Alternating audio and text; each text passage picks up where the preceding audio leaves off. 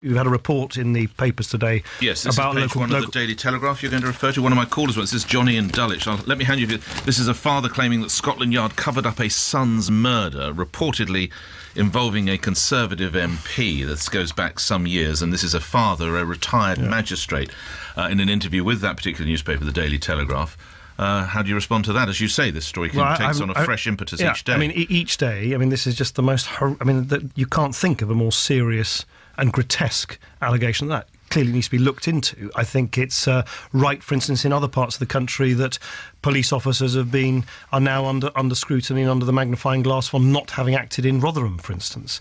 There's this real sense, as you've heard from the Ofsted report, that local authorities have not been alert to all of this. So it's no wonder that someone like Ian, who suffered abuse himself, feels that they have been ignored for far too long. We had the problem that the chair of the panel did not enjoy the confidence of people like Mr McFadden, and Theresa May has quite rightly said that we're not going to make that mistake again. The Home Office won't make that mistake again, and there'll be full consultation with groups representing the victims of abuse and survivors.